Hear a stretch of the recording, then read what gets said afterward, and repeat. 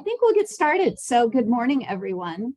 Our topic today, anxiety and depression, is an example of the types of topics and conversations that Joni and I were yearning to have 6 or 7 years ago when we started Revel 11.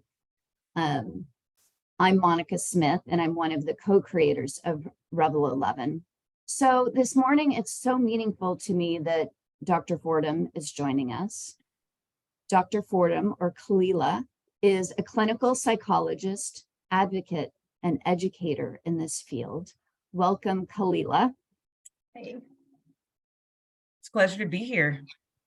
Yeah, and for the people who joined through Eventbrite, I did send out your bio, so I won't go into detail about that, but I am... Great decision. It's way too long. I know, it's very impressive, but I would love to know what was your journey to get to this field, if you don't mind sharing that. I don't mind. And one thing about me is, and actually that makes me stand out, like even within our area, I want to declare that I bring a level of authenticity that seems to surprise people. In the Pacific Northwest, there's something in the Northwest nice. And I tend to be more direct, and I'm very open. That's the kind of thing I meant. I tend to be more direct, and I'm very open and grounded in being able to share some of my personal experiences. So any questions you have, please feel free to ask. And if it's something I'm not comfortable answering, I'll just say that. But yeah, my personal journey is, when I was young, we moved around a lot because my parents were in the Navy. My dad got out before, or after my sister was born, but my mom got out before my sister was born. And then my dad stayed in, so we traveled around a lot. But we kind of settled close to my father's family between Atlanta and in South Carolina. And when I was 14, my mom passed away. And as you can imagine, that was a very, very chaotic period in my life. One of the worst experiences, and how turbulent it became, just trying to manage within the family, us not knowing how to effectively communicate the things that we wanted and needed from each other. My father not having experience raising girls, because I just have one older sister. It was really rocky. And I, just from within a couple of years, I realized I didn't want anyone else to have that experience and go through it alone. And so I decided to be a psychiatrist. But when I got to college, in the first couple of months, I went to one of my biology professors and asked about the pathway to pursuing that career. And the most important question was, if I were to become a psychiatrist, do I have to go through training just like every other doctor?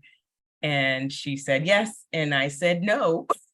I'm going to go to grad school because I'm squeamish, and like the blood, it just wasn't the path for me. And I was like, I just want to do therapy anyway. So I went to grad school, the Georgia School of Professional Psychology in Atlanta, and I absolutely loved it. We had fantastic training, and I got to dive into a lot of different populations, different areas, mostly working with adolescents and young adults, because that can be one of the most chaotic periods, because there's a time of a lot of transition. And while I was working in college counseling centers, I really wanted to work in broader communities. And so I started volunteering my time whenever I could to do education about basic mental health, some issues about illness, but really starting to focus on prevention methods by teaching coping skills, which I realized not a lot of people do within the field. We are often a lot of clinicians find themselves focused in private practice. And one of the main reasons for that is because you get a lot more autonomy of how you're going to regulate your schedule. It's the best way to be able to find balance and not get overloaded. But one of the issues with that is that you end up seeing one person at a time. And so because that's become the standard, a lot of people don't realize how effective and powerful group work can be, and doing workshops, which has led me to start my own nonprofit where I am trying to increase access to mental health in various communities by, like, I'm hoping to open a space where it can be a one-stop shop for mental health needs, and providing a lot of workshop trainings. And I'm going to be asking a lot of the providers in my local area, and then branching that into the broader United States, to ask every provider to donate some of their time to providing these workshops, so that everyone can get access to great resources for free. That's We're just, fantastic. we're just Is way that too overloaded now. is that already launched? So Have you it started has the officially nonprofit? it has officially launched. I got my 501(c)(3) designation a couple months ago. And so Congratulations. thank you. And so I'm right now where I'm going to just be focused on working on getting grants and donations, so I don't have to charge any of the people who participate within the program. And I'm able to visit different organizations that are previously standing and coming to speak to their members, their constituents, until I can get a space established. Oh, fabulous. Well, we would love to share that information. So if you already have like a website or something, let's put it in the chat area. Yeah, so I'm gonna put in the website that I have with my business partner, and there's one screen that'll launch to the greenhouse page, which is on another website that I have, until I can get a more robust website built. Great. Well, we look forward to following along with your progress. You know, there was something that you said at the beginning of your intro about having real conversations and being vulnerable. And it's what I referred to when Joni and I started Rebel 11. It was like, and maybe this is a Seattle thing about people being so polite, like you said, but you know, we are just craving authentic, like deep, real conversations, and Yes. just kind of getting through the BS. So I'm hopeful that this is the type of conversation that we'll have today. So please, everyone out there, please ask us any kind of question that you have. But why don't we start with the basics, and just, can you help us describe or define anxiety and depression? Absolutely. You know, I'll start with depression. One of the key things to keep in mind is that every single person experiences times where they're feeling sad, low, and hopeless. And usually that corresponds when we're dealing with difficult life situations or painful situations. That is perfectly normal. Where it starts to become clinically concerning is when it's going on for long periods of time. Usually we start really looking into it when it's persisted for 2 weeks or more, and it feels like you're feeling low and hopeless, and not having a desire to engage in the activities you usually enjoy most days, more days than not.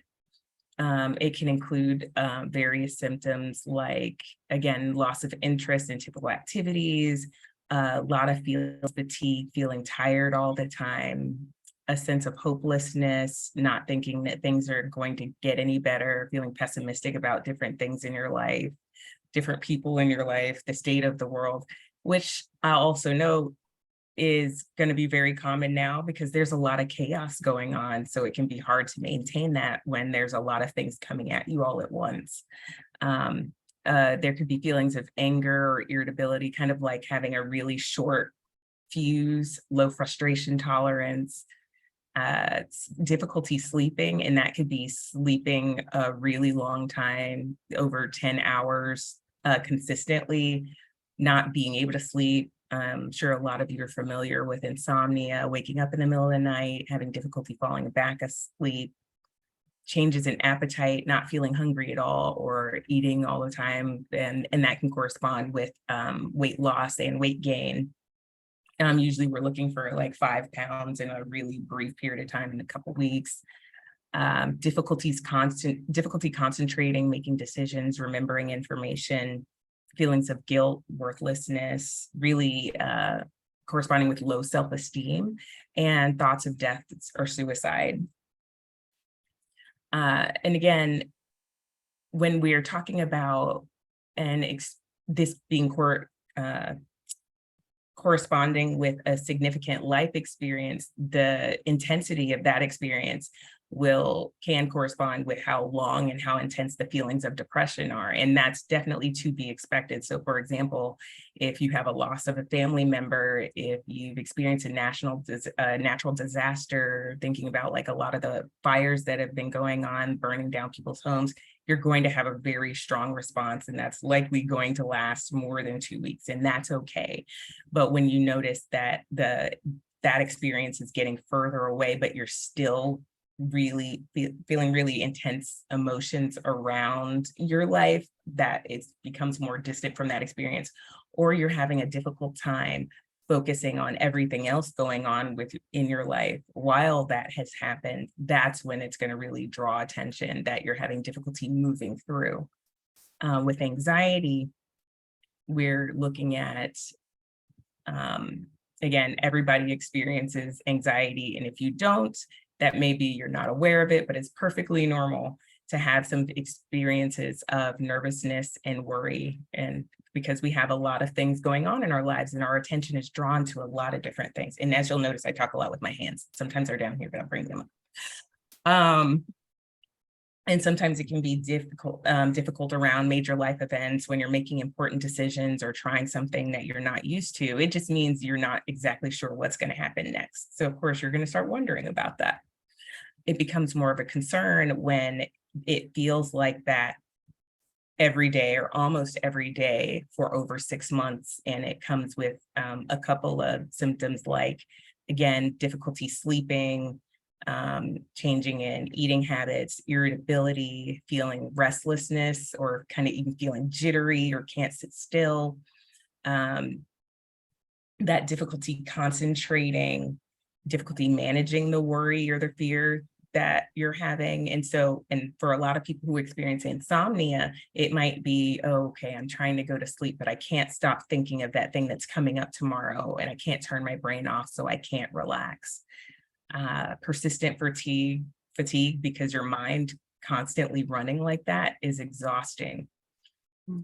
Experiencing of that brain fog, or even having some physical symptoms like headaches, muscle tension, like you're noticing that your muscles are tight, or you just might notice some muscle soreness because you're so tense.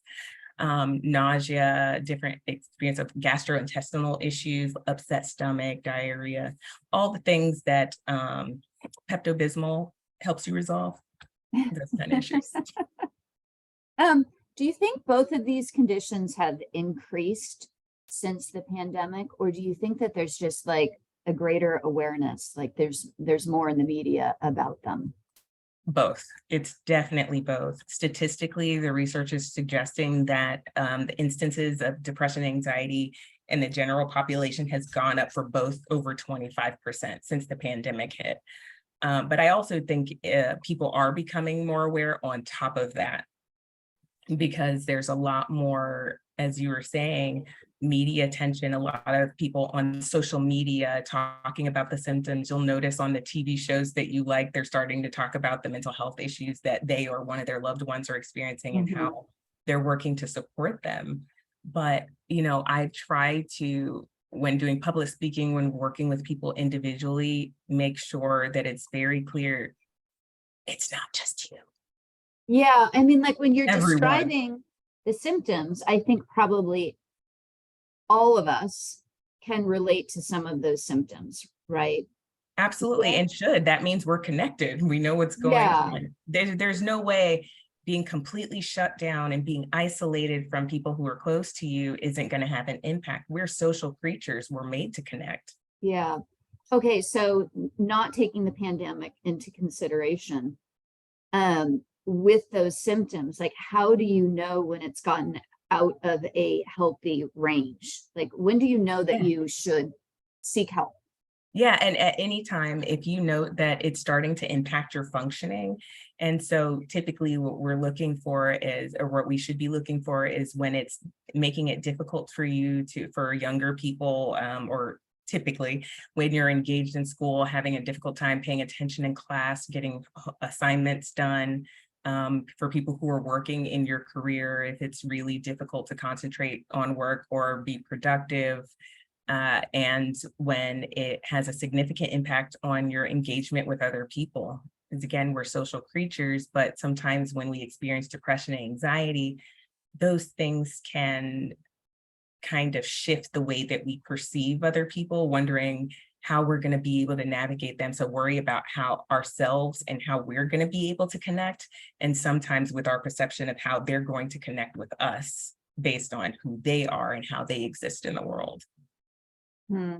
W- I'm guessing that there are parents joining us that are concerned about kids, or it doesn't even have to be as a parent, but anyone, any of your loved ones. Yeah. Are there any behaviors that we should watch out for in others that would be indicators of needing to seek help? Absolutely. And it's hard to pinpoint because with every person, the presentation of any mental health concern is going to look different. So what you're going to focus on for the most part is, if you're not looking at specific symptoms, you're looking at a change in behavior over time. So if you notice that someone, your loved one, child, cousin, sister, parent is bright and bubbly, and all of a sudden they seem really moody, seem down, depressed, not as active, those kind of shifts. Or even if they're still bright and bubbly, but they keep talking about the same thing over and over again, seem more sullen, excited, or the way that they carry themselves, their body changes. If they have different questions about death, suicide, self-harming behaviors, Mhm. those are the kind of things that you'll look for. Now, I also want to note, this can be really complex because there's going to be a natural shift that also happens as we age. So for example, as someone goes into puberty, there's a lot of hormone surges. And so that can lead to those shifts in behavior, and that's perfectly normal to a degree. You're just looking to see if it's interfering with everything else that they engage in. And again, when there's another shift over time, when somebody has their, significant phase of life changes. So when somebody enters their 30s, when they enter like pretty much every decade, or you start to hear about the quarter life crisis, the midlife crisis, all that means is that they're shifting to a new place in their life. And it's a new reset point to figure out, okay, how am I going to navigate my life within the context that I'm living in? But also, when it comes to other periods of hormone changes, like around midlife, when menopause happens, things like that, there are going to be different hormone changes that we have to figure out how to regulate. Mhm. And well, let's come back to the hormone question. Um, but let's talk about access to help, or to help, because I've heard horror stories from friends about trying to find therapists and not being able to, particularly since the pandemic. What are your recommendations about finding help and finding the right type of help? Yeah, absolutely. So me personally, I believed in what's called the step care model. And that means getting help that's appropriate for the level of distress that you're experiencing and what kind of distress. So, what we've gotten used to and what you often see is a lot of people who start to experience even some slight discomfort. They're like, okay, I need to find a therapist. That's not necessarily needed. It should be considered, but it's not necessarily needed. It's like, okay, well, what will meet my needs? Because sometimes it might be, well, I'm experiencing a little bit of distress because I'm lonely and I want to connect with other people. So if you're aware that that's what's missing, the first plan A, I would recommend, is starting to connect with other people. You've already figured out what it is that you need, so going directly to that thing.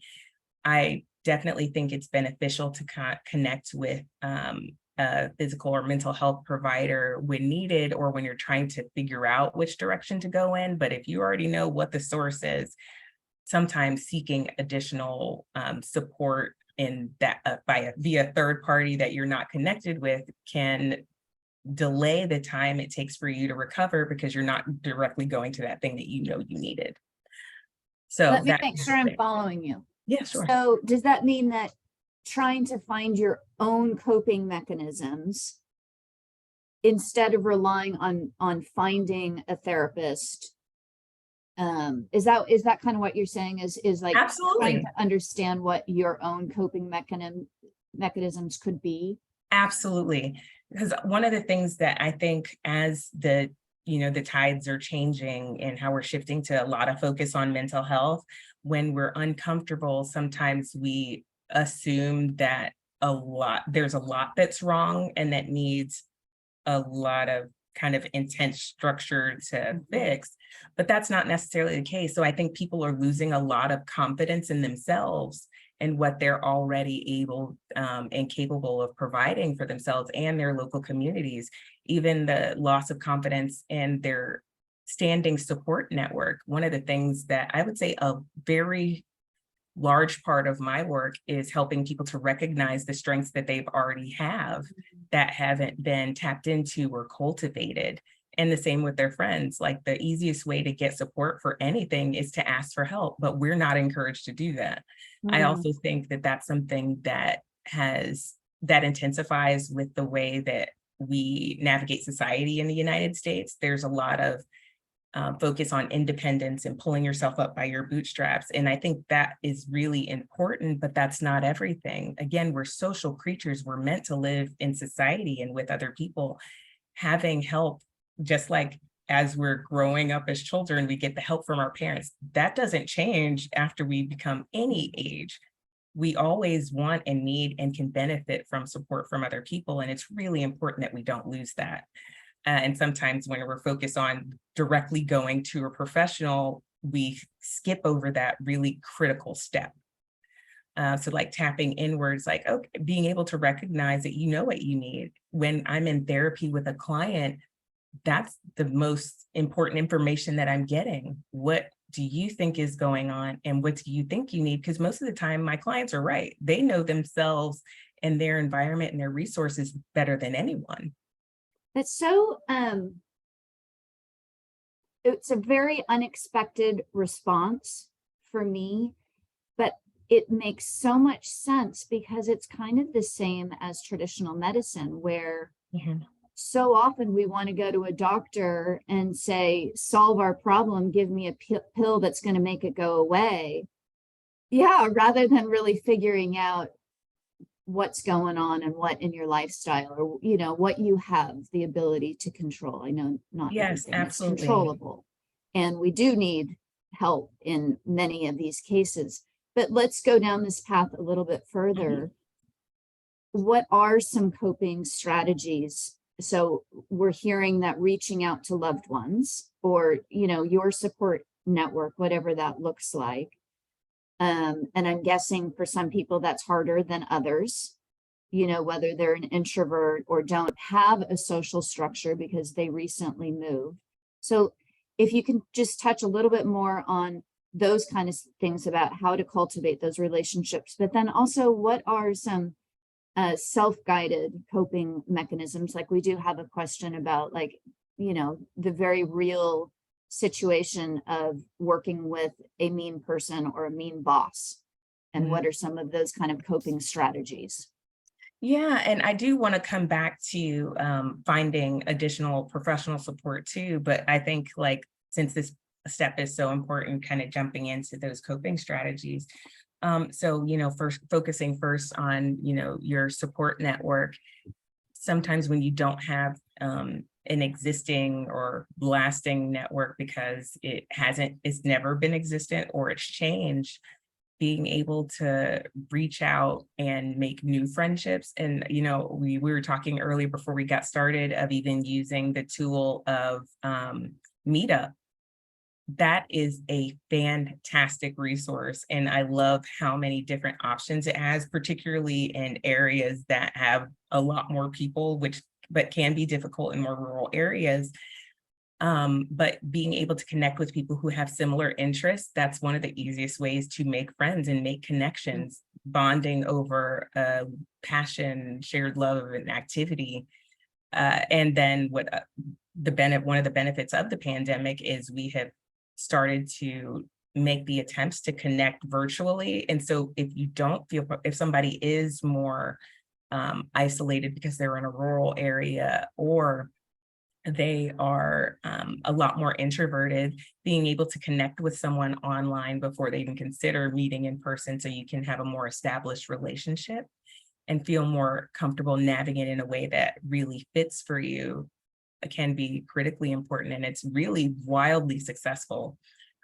There's an online platform called TAO, Therapy Assisted Online. And when I worked at Clemson, we were one of the beta groups that got to test it. And it's an online platform, and they have a lot of different modules to learn about mental health concerns and coping skills. And you do a lot of the modules on your own, and then sometimes meeting with a therapist to go over what you learned. And usually, I think when we first started, there was only 2 programs. There was one, cognitive behavioral therapy for anxiety, and behavioral activation for depression. And that means kind of getting up, getting your body moving, and developing a routine and sticking with it, because that's one of the first things that goes when we're feeling down. We kind of curl ourselves up, isolate ourselves, and become really stagnant. And we're losing all the things that actually help us develop and maintain motivation. I'm sorry, Khalila. Sure. Can we just go back to, you called it therapy assisted Online. And is that available to everybody, or is that for professionals? So unfortunately right now, and actually I have to check, because now they've been up and running for almost 10 years. And so we've used it at the last university where I worked. But I think right now there are some populations that it's open to, but some can access it on their own and sign up. So for example, I've worked on college campuses, and it'll be available to a lot of college students. But that's one of the things that within my nonprofit, I'm going to be advocating for, and seeing if our participants can get connected to, if we can develop a hotspot for them, because a lot of the training you can do on your own. And I think it would really benefit them and the service to make it more easily accessible, instead of us doing a lot of the gatekeeping that we've been doing. Yeah, So especially people can for go ahead those and who tap can't. in. Yeah, for those who can't find resources or Mhm. can't afford them. But the other benefit of that is a lot of the same techniques that they use there, a lot of people are talking about online.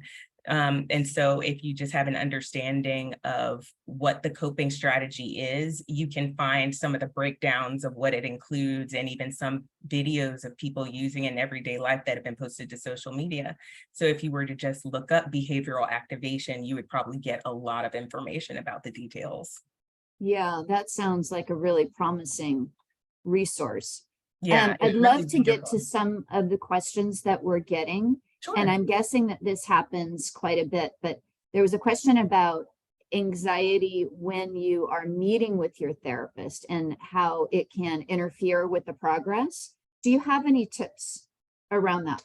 Yeah, I'll say I'm a little curious of what that might look like for as the questions being asked, but with my assumption of where it's going, is that's anxiety about meeting with a therapist and feeling uncomfortable in the room with someone new. That is perfectly normal, and I would expect most people to be uncomfortable in that situation, because the expectation is you're meeting me for the first time and you're going to tell me all your business, all the things that you've never told anyone else. Mhm. That's a really jarring experience and a jarring expectation. So when I start a session with someone that I've never met, I try to lean into that. And after I go through all the housekeeping stuff, letting them know I'm not going to share their information with anyone unless it meets certain standards where they're likely to harm themselves or someone else, that I want the person that I'm sitting with to take their time and share what they feel comfortable sharing as they feel comfortable sharing it. And that's for 2 reasons. One, because it is their personal information, and you give another person power with what vulnerabilities that you share with them. And it's a very healthy practice to get them to take their time in doing that, because you shouldn't trust anybody, including me, when you first meet them. So one, having, ownership over yourself and what you share. And then the other part of really encouraging healthy expectations regarding connection and trust is critically important. So you shouldn't trust me more than the person down the street just because I'm sitting in front of you and I have a degree. I Do have you to think, earn that trust. So it should yeah, start slowly and we'll build now, but it's also okay if you trust me right away. But I'm also going to say very often, you don't have to tell me this if you're not comfortable. mm, I'm wondering this. And so that way they know I wanted that information and then they can just tell me whenever they're ready. But also to get them to think about how would it be beneficial for me to slow down? yeah. And do you generally guide people to have multiple interviews? I'm guessing it's, a bit of matchmaking to find someone that you do trust, that you have chemistry with, that you communicate Absolutely. well with. And I really appreciate you bringing that up. And that's something I like to talk about in the first session too. The fit with your provider is critically important. The relationship is actually the most important part of therapy. So when you contact most providers, they expect to do a consultation, and that'll be about 20 minutes, either mostly over the phone. Sometimes it can be in person just to see, so they can get information from you about what you're hoping to work on, but also so you can get information from the provider about how they work as a clinician and if your personalities are going to be a good fit. I tell my clients right away, it's like, if you're working with me, you're going to work. Because sometimes people will come in and it's like, just want to talk about like the details of what they did Yeah. every day. It's like, I'm going to stop you and then ask you, it's like, okay, what's the critical important here? Because we have 45 minutes, 45 to 55 minutes. And I want you to get the most out of it so that you can start living the life that you're wanting to live, a life that's worth living. And so that's not for everyone. And so having consultations with multiple providers to see who's going to be the best fit for you can be important. And I'll also say in that consultation, if I'm not a great fit for you, please feel free to tell me. I can potentially help you find a provider that would be a good fit based on what you're looking for. So if you tell me those details, sometimes it's something that, and I think another important piece is because everyone's different, I work differently with every single person I work with. So if you're telling me what your needs are, I can shift the way that I work to fit with you. But if it's something that I don't do or something I'm not comfortable with, or if it's a strong personality disconnect, then I will do whatever I can to help you find a better fit. Yeah. And are there any recommended questions that you should ask someone that you're interviewing to be your Oh, therapist? absolutely. First, giving a general sense of what you're hoping to work on, because there are different specialized areas of treatment based on like what the client is navigating at that point in time. Some people may have better experience with it, better outcomes. And you're going to want to find someone who's really comfortable working with what you're bringing in. So one, just based on that information, asking about their approach. Some might want to do more psychoanalytic type therapy where you're telling a lot about, your experience of development, your attachment to different people in your lives to really work on relationships, when the therapist will kind of sit back and then give summaries of what happened. And then there are some who will want a provider to work with what's going on right now in the moment, helping with problem solving and being more action focused. Me personally, I do a blend of both, depending on what's needed for the person who's coming into the room. Like that's a really strong example, but there are a lot of nuances within that because there are a lot of different ways to do therapy. Asking about pricing, how they charge, if they offer sliding scale. That's a critically important question for a lot of people because healthcare of any type can be very expensive. So finding something that's going to be within your budget, if they take insurance, if they take your insurance, what it's going to look like if there's a lapse in insurance, and if the provider is going to process the insurance for you, or if they're going to give you a bill that you can turn into your insurance company. And basically you'll get the same coverage regardless of which way you go about that. Some will just require more legwork on the client's end. I'm going to read this question. What advice do you have for people living with depression and anxiety to share with their family or friends about how to be patient with them when their actions may appear as lazy, unmotivated, or selfish, and they feel judged, but it's the mental health that they are struggling with? I think this is a great question. Thank you for asking. Yes, fantastic. Yeah, I would tell them that. Exactly that in those words. A lot of times we start to feel stuck because we don't know how to communicate something. And so we spend a lot of time thinking, how can I say this in a way that they can hear it?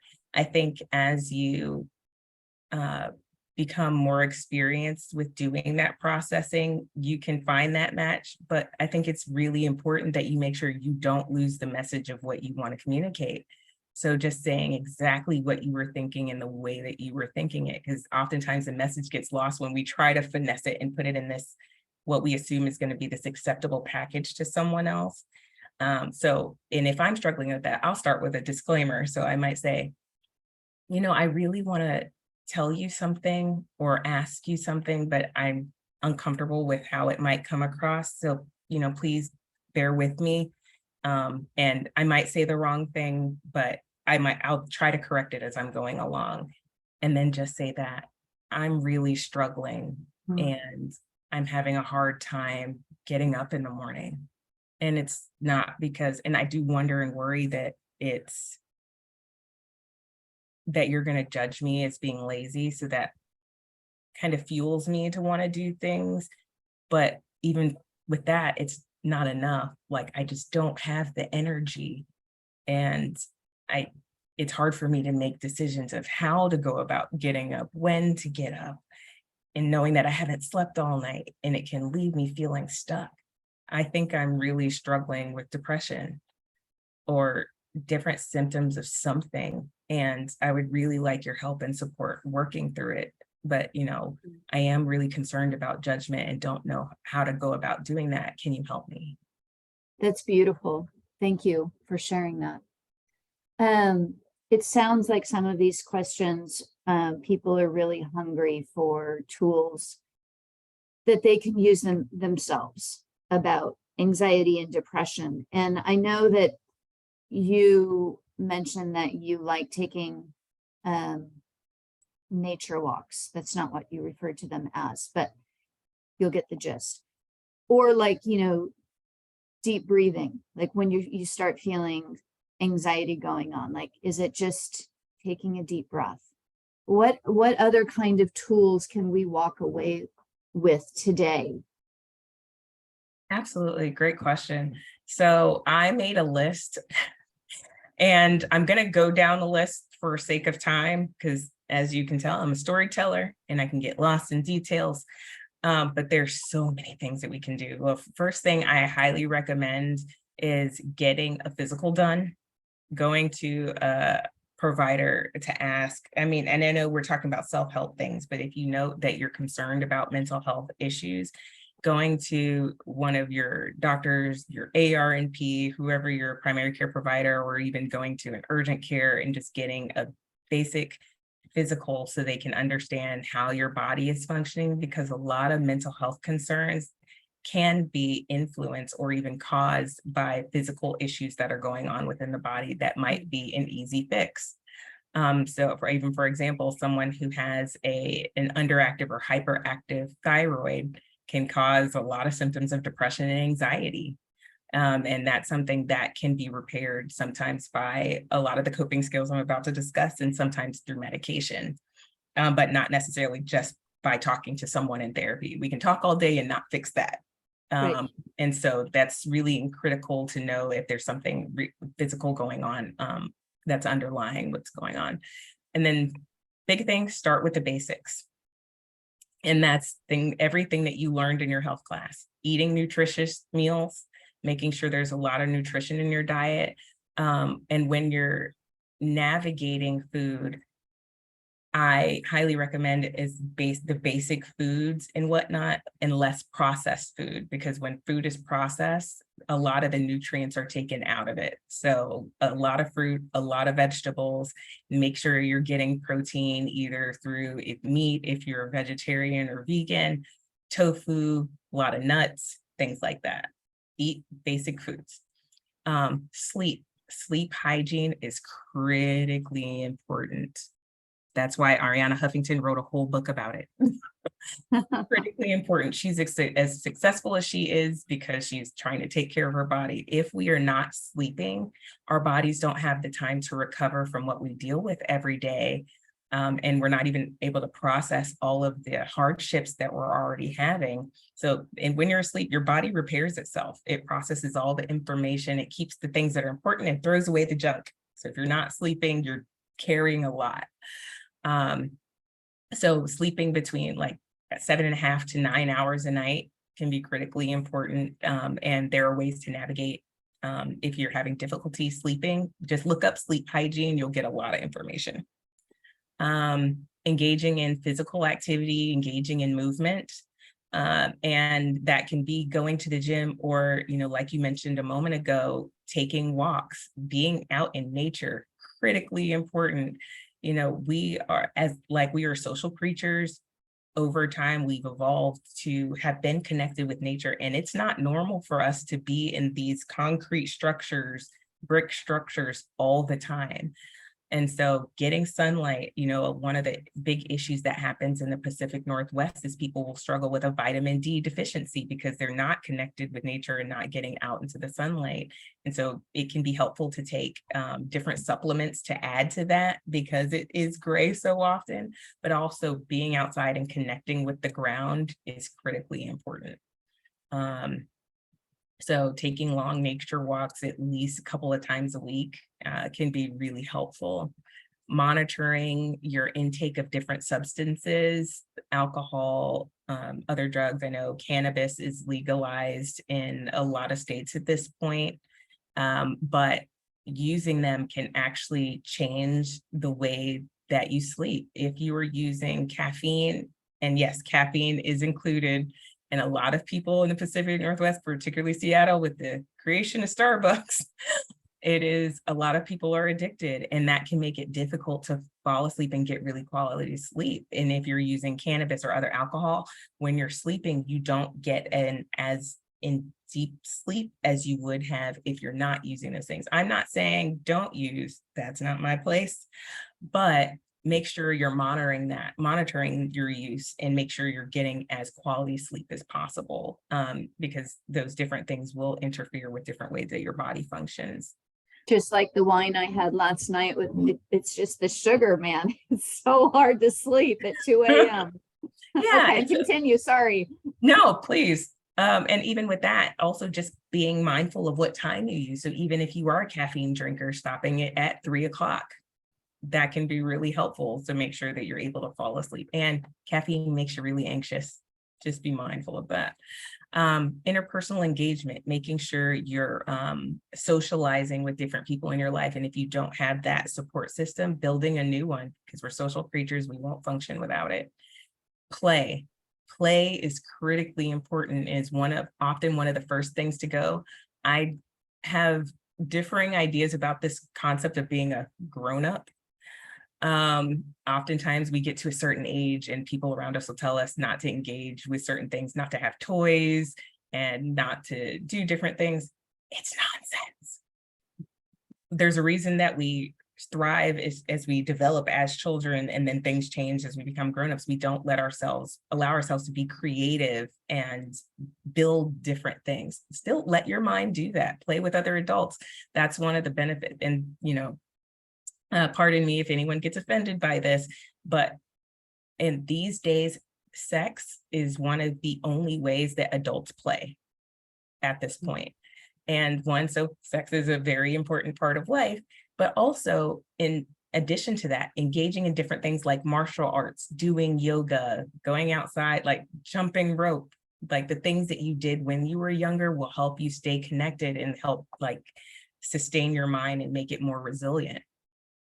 One of my favorite things to do is play games, like board games. I love Catan. It's magical. I'm also very competitive, so that leads to other conversations about socializing, connection with other people. Doing meditation, prayer, engaging in mindfulness, not multitasking. And actually, one huge thing, multitasking is not a thing.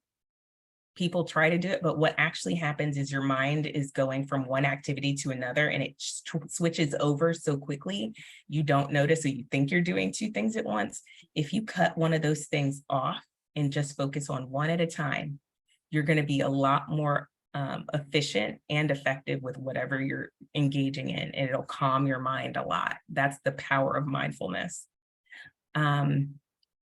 Living according to your values is a big deal, and figuring, having time to sit and figure out what your values are and what other people's values are, and what's the disconnect between the two. Living in a way that's really intentional for you and living a life of integrity is what makes people happy. When you're navigating your life and doing things just because other people tell you you're supposed to, but you don't really innately connect with it, that ends up making a lot of people unhappy and feeling stuck and feeling like you're in this bind because you're not getting any fulfillment from it. Acknowledging your shortcomings and working on them. And actually, like with this one, I will tell a really short story, and it's connected to this actually. So owning my own issues. So one of the things I have is, one, I'm a huge people pleaser, and time management, not my best thing. I come from a very collectivistic culture. And so me spending quality time with other people is critically important, and focusing on do this at this time, do this at this time. It doesn't necessarily just fit me organically. Now, I like to get a lot done, so I benefit from it, but it's not my go-to. So like even in working with Rebel 11, it's like one of the great experiences that I've had recently, because it's a wonderful organization. But even in setting up this, like I would get delayed on my emails, and I felt really guilty, and there was some shame that came with it. And we often have a experience where when we experience shame, we shut down and we disconnect. Totally. And that's something that I've really had to work on over time, where it's like, oh my gosh, I didn't do this. I'll come back to it later. I'm going to go over here and go do something else that make me feel better. But then that ends up making our situation worse. So what I did was I sent an email response like, I'm so sorry, because I felt terrible that I didn't respond quickly. And I worked it through, and then I felt accomplished, and I was able to do this thing that I was really looking forward to. So really taking the time and letting yourself own when there are missteps, and giving yourself grace and compassion are really I do critical find, steps. I'm guessing that we can all relate to this, but like when shame, I mean, we all have shame, right? Mhm. Well, I shouldn't speak for others. When I feel a sense It's of a normal shame, emotion. if I own it, and whether it's even acknowledging it or apologizing, and sometimes I apologize, sometimes I don't. I just know I feel so much better and feel like I can let it go more quickly if I Yes. own it. So yeah, I love that you just said that. You let it go, and the other person that you're navigating, the fact that you acknowledge it helps to rebuild the connection that you might have Totally. lost. Yeah. Yeah. That is powerful. Most times Okay. we Sorry, make I up bigger interrupted. stories about it, and it's not. It's a Yeah. small thing that we let become a mountain instead of letting it Totally. remain the molehill that it is. Yeah. And for anxiety, I'm guessing that makes it so much worse. Oh yes, absolutely. Yeah. Your Did I mind runs interrupt away your with you. list, or were you done? Actually, that was actually summing Okay. up the list. Yeah, Okay. that's pretty much everything. Since we're starting to run out of time, I do really want your feedback on meds. So like, are we an overprescribed nation? What do you think about like Yes. anti-anxiety in general? Because I'm so nervous about the brain health side of that. How about like SSRIs? Or there was someone that asked in the chat about EMDR as a therapy. I know that's not a med, but let's start with the meds first. Okay. Yeah, I definitely think we are over prescribed, over medicated. And if you look at the statistics, this country far surpasses every other one. And I mean, in what way does it make sense to advertise meds to constituents instead of just the providers who know what goes into the meds, how it's going to impact the brain and the rest of the body? It's just not healthy. Now, I really appreciate the opportunity it gives every individual to do research about what the pros and cons of it are going to be on their own. But there's also not the robust understanding that's needed to determine what the best strategy to meet your needs is going to be. So that's one of the frustration that I have with the healthcare system, is that when a lot of providers are trained through the medical model, it's kind of, okay, everything's a physiological issue. How do we target it with meds? Because that's going to be the easiest way to do it. But that means we're also not focusing as much attention as needed on the individual behavioral things that we need to change to improve our experience. There is a reason why people feel depressed and to feel anxious. Often it's because there's something in our lives that we need to navigate. The way that I often say it is, so when we are happy or content, we have everything that we need around us. When we're feeling joy, it's an abundance of having our needs met. If we're feeling sad, it means that there's a disconnection between our needs and able to get the resources we need to meet those needs. When we're angry, there's we believe or perceive there's an active barrier getting in the way of us getting that need met. Insurance. When we're afraid, it believes that we believe that there's some risk to our integrity, our physical integrity, our psychological integrity, spiritual or whatnot. All these things are things that we can address. If we're feeling depressed and anxious, that means that whatever it is that got in the way of us getting those needs is still there and still needs to be navigated. So if we're putting meds on it, we're not actually solving the problem that influenced it. So what's highly recommended if you're even on meds is to take medication, but also engage in therapy to help figure out what it is that needs to be addressed. But again, like I said earlier, sometimes you already know what needs to be addressed. So going out and making sure that thing is fixed. So, one of the questions is how do we navigate if our children or any children around us are suffering? There's probably something going on in their lives a lot of the time in the environment. So finding out what that is. Are they being bullied at school? Are they being bullied by one of their parents? Are they living in an environment where they don't have the resources they need access to? Because if those are going on, that's a reason that you're experiencing the emotions that you are. Putting a Band-Aid like a medication on, it's not going to fix it. Sometimes it can. Well, in the way that I do support medications, they can be very effective, but they're supposed to be like water wings as you learn how to swim.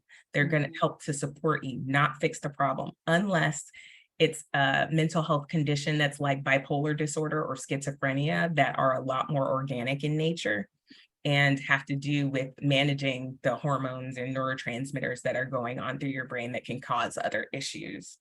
How about just like chemical imbalances? And maybe this is just my ignorance around this field, but I did think that like SSRIs are targeted more for chemical imbalances. Is that true? Yes, absolutely.